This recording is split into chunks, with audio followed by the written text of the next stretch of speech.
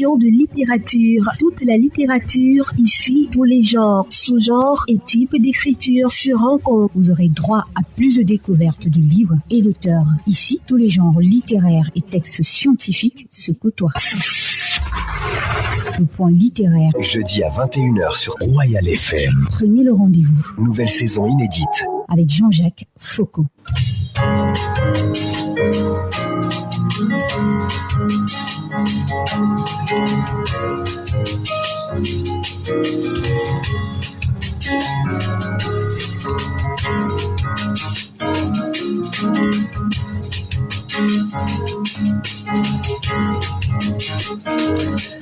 Le deuxième auteur qui vient à notre rencontre est Jean-Clovis Wabo.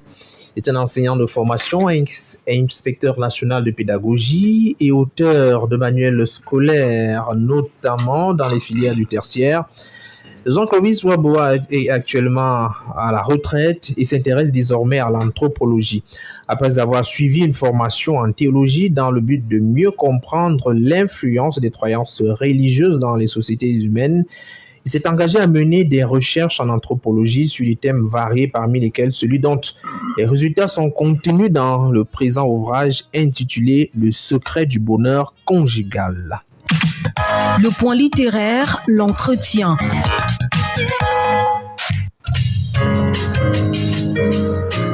Jean-Clovis Wabo, bonsoir et bienvenue sur le point littéraire.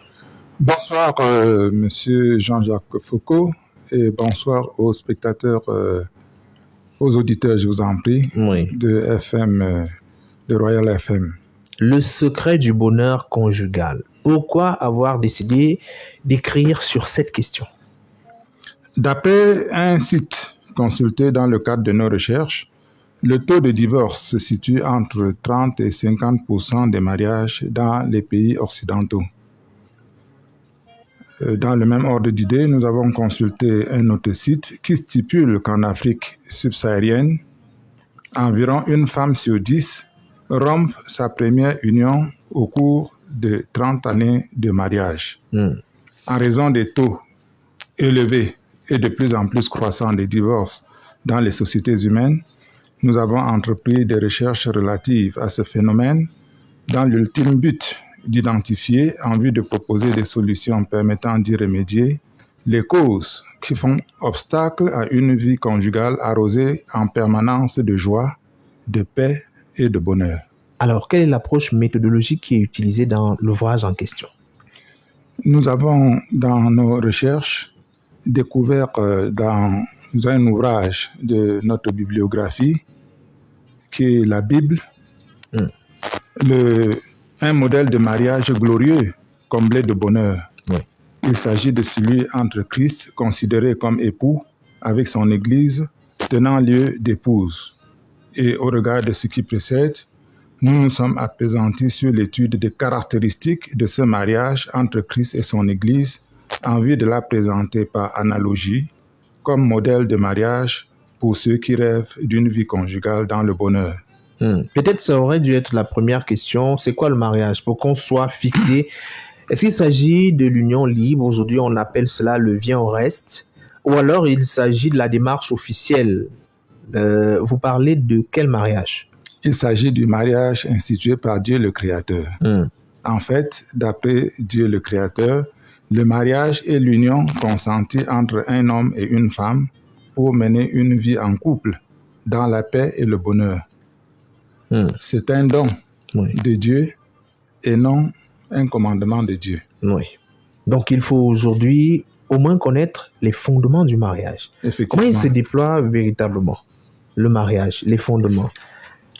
Dieu lui-même a donné quelques prescriptions. Le mariage doit concerner deux personnes de sexe opposé, l'homme et la femme. Chaque membre du couple doit quitter ses parents. Les conjoints doivent s'attacher l'un à l'autre et le couple doit s'unir pour devenir une seule chair. Oui. Là, on reprend les fondements parce qu'ils sont plutôt nécessaires. Vous nous avez fait savoir qu'il faut absolument que chaque membre quitte la cellule familiale pour Oui. créer une nouvelle maison, une nouvelle famille. Ou bien une nouvelle cellule. Oui. Oui. Il n'est pas bien de se marier et pourtant on est encore dans la même maison avec ses parents, par exemple. Étant donné que c'est une recommandation du Dieu créateur à laquelle nous devons obéir sans réfléchir, nous constatons les dégâts que la non-observation d'une telle recommandation cause dans les sociétés. Oui.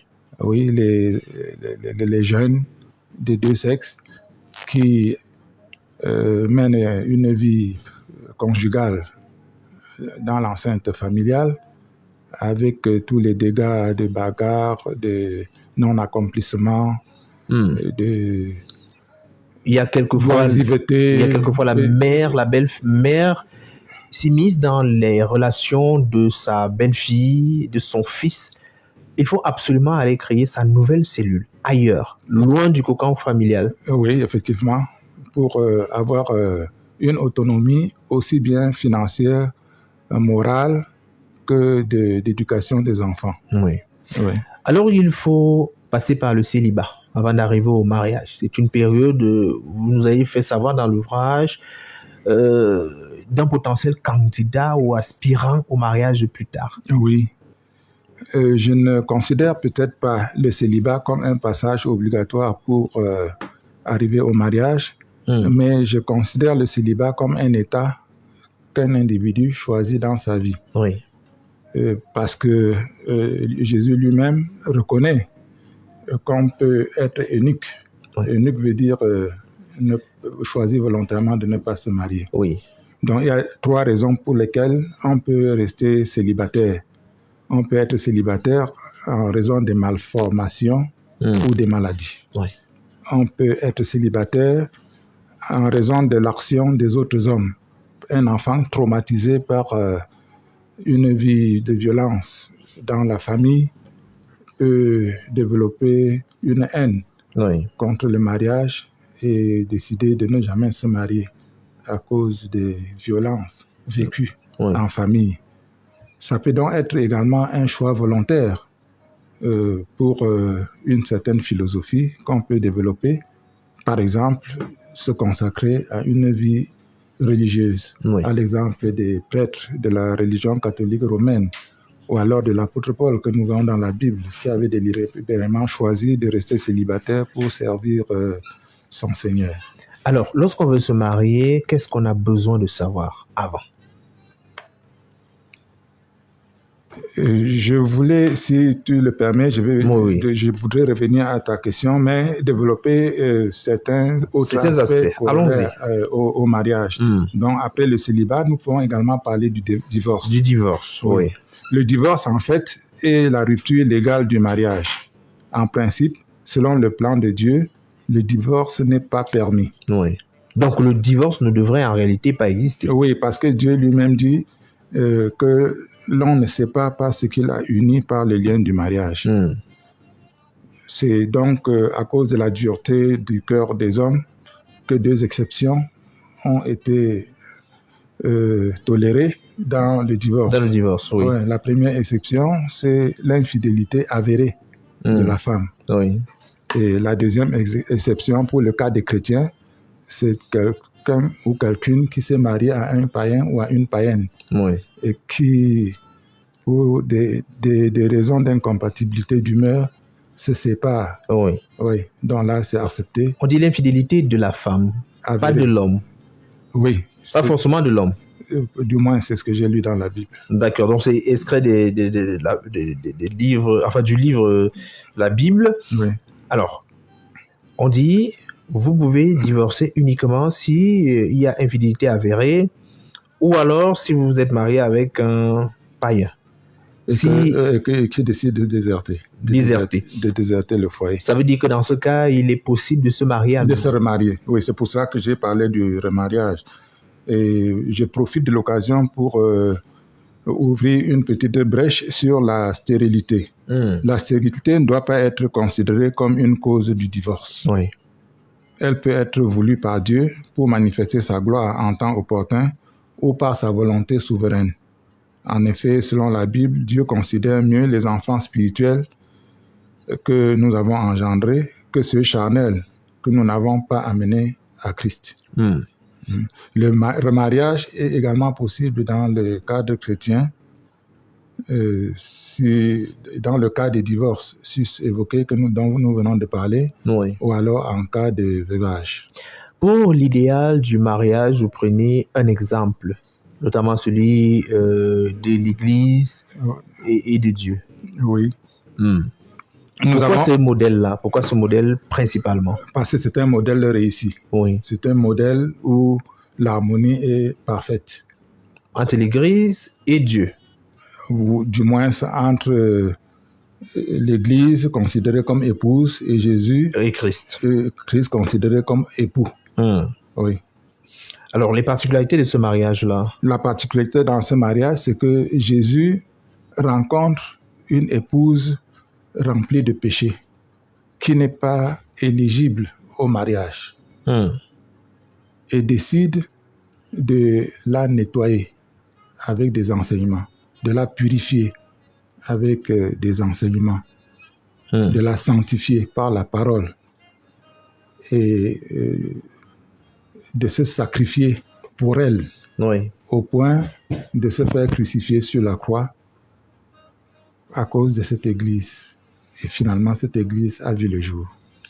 C'est donc en cela que l'église et le Christ, du moins ce mariage, il est considéré comme un modèle type à imiter, à copier absolument lorsque on veut se marier. Oui, effectivement. Parce que il faudrait que chaque conjoint soit en mesure de se sacrifier pour l'autre partie. Donc le mariage idéal serait entre deux croyants? Ou pas forcément? Pas forcément. De préférence. Entre deux. Bon, pas forcément. Mais il y a des mariages réussis et puis des mariages ratés. Et il y a des mariages réussis entre des personnes d'obédience différentes par rapport au christianisme. Oui. Et puis des mariages non réussis entre chrétiens. J'aimerais qu'on revienne peut-être sur les préalables du mariage, si c'est possible, bien évidemment. Oui, donc on peut revenir là-dessus. Oui, les préalables du mariage, qu'est-ce qu'il faut absolument observer, qu'est-ce qu'il faut avoir comme argument avant de se lancer dans le mariage? Ok, sur le plan humain, je pense que pour se marier, il faut d'abord connaître les prérogatives et les obligations de chaque conjoint. Oui. Connaître que le mari est le chef de la femme, mais qu'il doit la protéger, la traiter avec affection, avec douceur et pourvoir à ses besoins.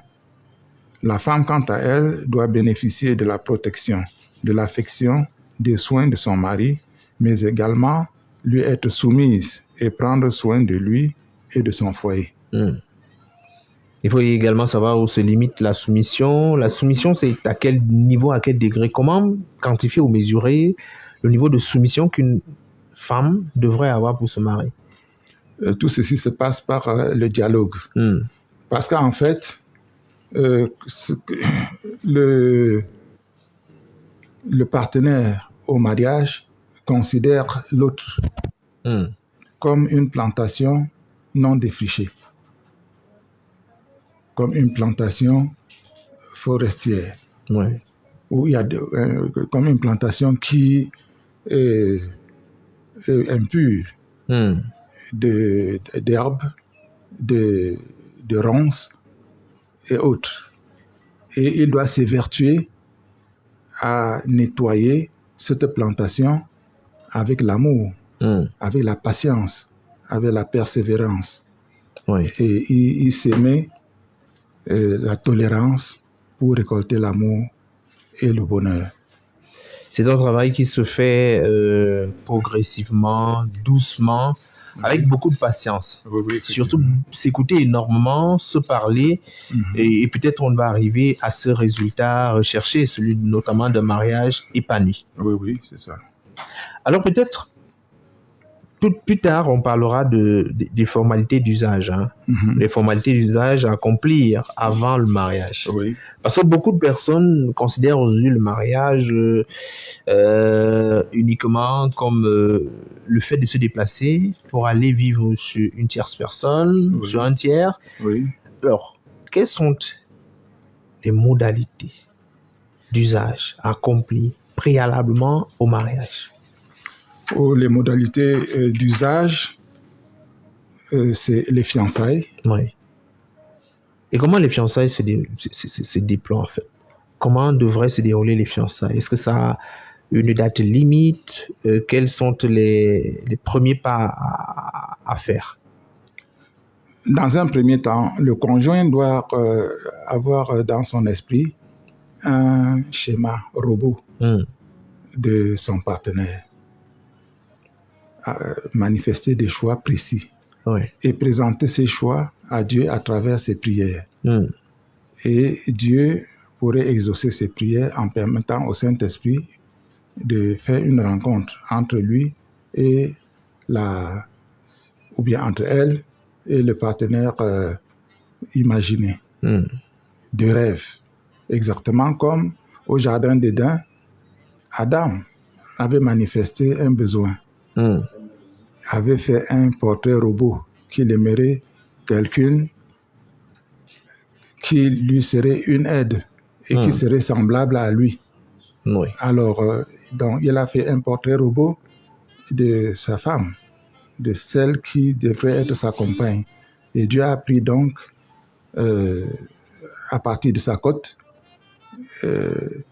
former sa femme qui était donc semblable à lui et l'a amené vers lui. D'accord. Donc c'est le même mécanisme jusqu'aujourd'hui. Il faut tracer son portrait robot. Oui, tu traces ton portrait robot et tu t'exprimes à Dieu à travers les prières et en fonction de tes relations avec Dieu, il permettra donc avec l'aide du Saint-Esprit qu'il y ait une rencontre entre toi et l'épouse rêvée. Dans les secrets du bonheur conjugal, on peut également noter qu'au cours des fiançailles, il est possible, bien évidemment, de résigner les fiançailles, d'arrêter à un certain moment si on se rend compte que ce n'est pas ce à quoi on aspire.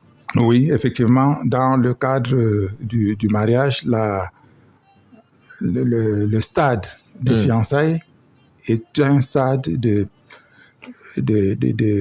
d'observation. Oui. D'observation et d'appréciation de l'un et de l'autre. Donc, à ce stade, quand il y a des incompatibilités, c'est mieux d'arrêter. On peut rompre, oui, sans avoir sans avoir à des peines. Oui. Et peut-être il faut rappeler ici que pendant les fiançailles, les deux partenaires, les deux personnes n'ont pas à se connaître. C'est-à-dire que sur le plan biblique, c'est-à-dire se connaître, c'est-à-dire que c'est pas bien. Non, c'est pas recommandé. Parce que l'acte sexuel, dans le cadre chrétien, n'est autorisé que dans le contexte du mariage. Et maintenant, si tout fonctionne bien, on peut passer à l'étape suivante, la dot. Oui. La dot, c'est davantage symbolique, ce n'est pas comme ce qu'on voit aujourd'hui, que c'est pratiquement un peu comme, c'est dans des millions de francs CFA qui sont déployés pour la dot. Oui. Sur le plan symbolique. Sur le plan symbolique, la dot est biblique, mais elle peut être également symbolique. Pourquoi? Parce que c'est une reconnaissance qu'on manifeste auprès des parents pour avoir encadré la fille. Dans la dot, chez nous, c'est payé pour la famille de la fille. Oui. Il y a certains contextes où c'est payé chez le garçon. Peut-être le contexte indien. Oui. J'ai suivi une histoire de ce genre dans le contexte indien. Oui. Alors, la dot ne devrait pas être une occasion de spolier le jeune homme ou de placer la fille aux enchères. Oui, ça devrait être effectivement un symbole de reconnaissance que les parents devraient manifester en fonction des moyens du jeune homme qui vient prendre leur fille. Oui. Et pour boucler la boucle, il y aura la célébration civile du mariage, la bénédiction finale et les noces. Oui. Ce sont des étapes aussi qu'il faut absolument compléter. Effectivement. Alors, la célébration civile, c'est auprès d'un maire oui. ou bien d'un juge en fonction des contextes. En fonction des contextes. Oui, et des pays. Et des pays. Oui, oui. Et puis le mariage, la bénédiction nuptiale, ouais, c'est auprès des autorités religieuses. Ah, d'accord. Oui, le prêtre ou le pasteur. Et enfin, les noces, on imagine bien les que noces, c'est la célébration. les festivals, ouais, ce sont les festivités. Alors, il faut absolument passer par ces étapes-là pour aboutir au mariage, nécessairement? En effet, les étapes qui sont obligatoires, c'est les fiançailles, la dot, la célébration civile, la célébration nuptiale, et enfin, les noces peuvent être facultatives, mais ça va de soi qu'il faudrait quand même trouver, en fonction de ses moyens, oui, trouver une manifestation de sa joie. Parfois on dit c'est le seul, et enfin on se marie une seule fois et il faut une célébration suffisamment retentissante pour être sûr qu'on s'est marié. Alors, Le secret du bonheur conjugal, c'est un livre qui est disponible quand même. On peut l'avoir certainement au Cameroun, c'est possible? Oui, il est disponible sous 2 conditionnements. Oui. Nous avons le conditionnement en couleur qui est imprimé en France aux éditions chapitre.com et qui est vendu sur Amazon. Oui. Nous avons le conditionnement en noir sur blanc, qui est disponible au Cameroun aux éditions de Midi. Oui, aux éditions de Midi déjà. D'accord. De ce qui est sûr, c'est qu'on aura d'autres éditions pour entrer en profondeur sur le secret du bonheur conjugal. Il ne me reste plus qu'à vous dire merci parce que c'est déjà terminé malheureusement. D'accord, merci. C'est demain, à la prochaine. Merci et à la prochaine.